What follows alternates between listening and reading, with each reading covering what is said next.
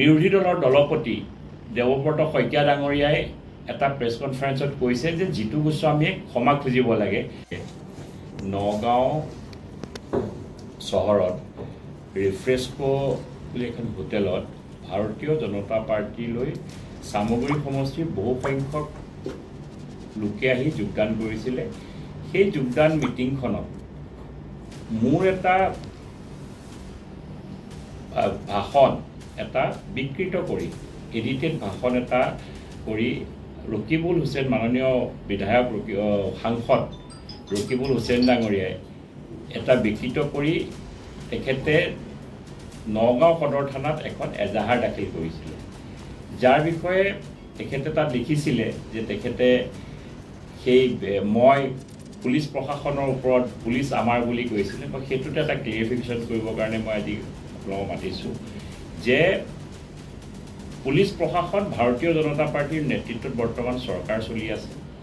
মই সেই বাক্যটোত এইকাৰণেই কৈছিলোঁ যে যিসকল লোকে আহি ভাৰতীয় জনতা পাৰ্টিত সেইদিনা যোগদান কৰিছিলে সেই লোকসকল ৰকিবুল হুছেইন ডাঙৰীয়াৰ গুণ্ডামীত ভয় খাই কম্পমান হৈ তেওঁলোকে কংগ্ৰেছ ত্যাগ কৰিলে আৰু কংগ্ৰেছৰ ব্যক্তি আছিলে। তেওঁলোকে এইকাৰণে কংগ্ৰেছ ত্যাগ কৰিছে যে তেওঁক এইকাৰণে ভয় খুৱাই যে আমাৰ চৰকাৰ আহিব, মোৰ ল'ৰা বিধায়ক জিকিব, জিকা পেলাই তোক মই জেলত সোমোৱাই দিম। এই ভয়ত তেওঁলোকে কংগ্ৰেছ ত্যাগ কৰি আহিছিলে, যাৰ কাৰণে মই তেওঁলোকক এইটোহে কৈছিলোঁ যে আমাৰ ভাৰতীয় জনতা পাৰ্টিৰ নেতৃত্বত পুলিচ আছে, পুলিচ আমাৰ, আপোনালোকে চিন্তা কৰিব নালাগে, আপোনালোকে টেনশ্যন ল'ব নালাগে, কাৰণ ভাৰতীয় জনতা পাৰ্টিৰ আমাৰ মুখ্যমন্ত্ৰী ডাঙৰীয়াৰ নেতৃত্বত পুলিচে যিখিনি শাসন চলাই আছে, কোনোদিনা পুলিচ মিছ ইউজৰ আজিলৈকে এটাও ৰিপৰ্ট আমাৰ চৰকাৰৰ দিনত নাই। কাৰণ পুলিচৰ গৰিমা হানাত মই তেওঁলোকৰ গৰিমাক ব্লেছ কৰাৰ কথা কৈছিলোঁ। পুলিচৰ গৰিমা ভাৰতীয় জনতা পাৰ্টিৰ নেতৃত্বত বাঢ়িছে, কাৰণ যেতিয়া 2016 চনত কংগ্ৰেছৰ নেতৃত্বৰ চৰকাৰ আছিলে, 2016 চনত মই চামগুৰি সমষ্টিৰ পৰা প্ৰতিদ্বন্দ্বিতা কৰিছিলোঁ আৰু 2016 চনত যেতিয়া তেখেত ৰকিবুল হুছেইন ডাঙৰীয়া মন্ত্ৰী আছিলে, সেই সময়ত কংগ্ৰেছী গুণ্ডা বাহিনীয়ে আমাৰ গাড়ীত এটেক কৰিছিলে, আমাক পাথৰ দলিয়াইছিলে। সেই নিদৰ্শনটো সেই সময়ত তেওঁলোকে পুলিচৰ শাসনটো ভালকৈ কৰিব পৰা নাছিলে। তেওঁলোকে আজি কংগ্ৰেছে সম্পূৰ্ণৰূপে গুণ্ডা বাহিনী লগাই মোৰ গাড়ীলৈ এটেক কৰিছিলে। মুখ্যমন্ত্ৰী ডাঙৰীয়া, বৰ্তমান মুখ্যমন্ত্ৰী ডাঙৰীয়া সেই সময়ত তেখেতে মোৰ তাতে কেম্পেইনিং কৰিব যাওঁতে চামগুৰিত তেখেতৰ মোৰ মাজলৈ পাথৰ দলিয়াইছিলে। এই কামখিনি কংগ্ৰেছৰ দিনত হৈছিলে। ক্ষমা কংগ্ৰেছেহে খুজিব লাগে, কাৰণ আজিলৈকে 2016 চনৰ পাছত কংগ্ৰেছৰ চৰকাৰ নোহোৱাৰ পাছত 2021 চনত নিৰ্বাচন হৈছে, তাততো কোনো ধৰণৰ তেনেকুৱা ঘটনা, বিক্ষিপ্ত ঘটনা চামগুৰি সমষ্টিত হোৱা নাই। 2024 চনত লোকসভা নিৰ্বাচন হৈ গ'ল, তাততো তেনেকুৱা ধৰণৰ বিক্ষিপ্ত ঘটনা, ষ্ট'ন পেল্টিঙৰ দৰে ঘটনাটো হোৱা নাই। কি কাৰণে হোৱা নাছিলে? কাৰণ কংগ্ৰেছৰ দিনত এইবিলাক হৈছিলে, কংগ্ৰেছে অপপ্ৰয়োগ কৰিছিলে ৰাজনীতিত। ভাৰতীয় জনতা পাৰ্টি অপপ্ৰয়োগৰ কোনো ধৰণৰ নিদৰ্শন নাই। সেইকাৰণে মই ৰকিবুল হুছেইন ডাঙৰীয়াক মই ৰাজহুৱাকৈ জনাব বিচাৰিছোঁ, তেখেতে কৈছে যে তেখেতৰ জীৱনৰ ভাবুকি আহিছে আৰু তেখেতে নিৰাপত্তাহীনতাৰ কাৰণে তেখেত পুলিচৰ ওচৰলৈ গৈছে, কেছ দিবৰ কাৰণে গৈছে নিৰাপত্তাহীনতাত। তেখেতে নিৰাপত্তাহীনতাত ভুগিবলগীয়া হোৱাৰ কাৰণটো কি?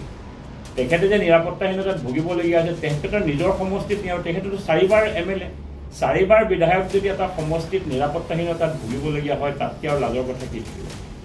মই ৰকিবুল হুছেইন ডাঙৰীয়াক কৈছোঁ, আপোনাৰ নিৰাপত্তাৰ দায়িত্ব চিন্তা কৰিব নালাগে, কাৰণ ভাৰতীয় জনতা পাৰ্টিৰ নেতৃত্বত চৰকাৰ থকা সময়ত পুলিচক মিছ প্ৰয়োগ কৰি পেলাই গুণ্ডা বাহিনী লগাই ষ্ট'ন পেল্টিঙৰ দ্বাৰা কাম ভাৰতীয় জনতা পাৰ্টিয়ে নকৰে।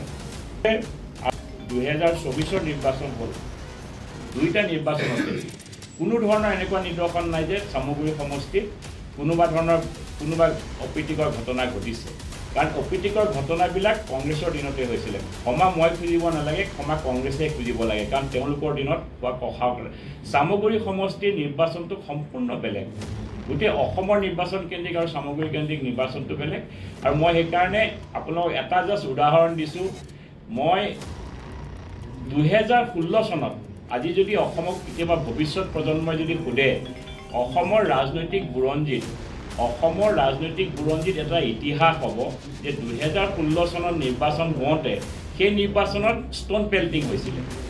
মই একেনে যিখন গাড়ীত পাথৰ মাৰিছিলে, যিখন গাড়ীলৈ পাথৰ মাৰিছিলে মুখ্যমন্ত্ৰী মহোদয়, বৰ্তমানৰ মুখ্যমন্ত্ৰী মহোদয়ে মই থকা গাড়ীখনলৈ পাথৰ মাৰিছিলে, সেই গাড়ীখনৰ পাথৰ, সেই গাড়ীখন মই আজিও ৰাখি থৈছোঁ। মই গাড়ীখন এইকাৰণে মই বেচা নাই, গাড়ীখন মই ৰাখি থৈছোঁ যে ভৱিষ্যত প্ৰজন্মই অসমে যেতিয়া জানিব যে 2016 চনৰ অসমৰ ৰাজনৈতিক ইতিহাসত ষ্ট'ন পেইণ্টিঙৰ দৰে ঘটনাও ইলেকশ্যনৰ সময়ত হয়। সেইটো কোন আছিলে? ৰকিবুল হুছেইন ডাঙৰীয়া তেতিয়া মন্ত্ৰী আছিলে আৰু কংগ্ৰেছৰ চৰকাৰ আছিলে। সেইকাৰণে সেই গাড়ীখন মই ৰাখি থৈ দিম। কাৰণ ভিনটেজ কাৰ যে থাকে, পলিটিকেল ভিনটেজ কাৰ, তাত লিখি ৰাখিম যে 2016 চনৰ নিৰ্বাচনত ৰকিবুল হুছেইনৰ গুণ্ডা বাহিনীয়ে কৰা এটেকৰ এইখন পৰিচয়। সেই গাড়ীখনৰ নামো দি থ'ম। যেতিয়া 25-30 বছৰ পাছত আমাৰ ল'ৰা ছোৱালীবিলাকে ভৱিষ্যত প্ৰজন্মই যেতিয়া অসমৰ ৰাজনৈতিক বাতাবৰণৰ বিষয়ে জানিব, তেতিয়া গম পাব যে এটাই সমষ্টি আছিলে চামগুৰি, যিটো চামগুৰি সমষ্টিত মানুহে পাথৰ মাৰামাৰি কৰে। আৰু এই নিদৰ্শনৰ কাৰণে তেওঁৰ এইবিলাক কৰাৰ কাৰণেই তেওঁ আজি নিৰাপত্তাহীনতাত যে ভুগিছে। তেওঁ কিয় নিৰাপত্তা? তেওঁ ভয় খাইছে। একচুৱেলি তেওঁ ভয় খাইছে যে ইমান মানুহে জইন কৰিছে। অহা দেওবাৰে 15 ছেপ্টেম্বৰত তেওঁ 500 মানুহে জইন কৰাতে ভয় খাইছে।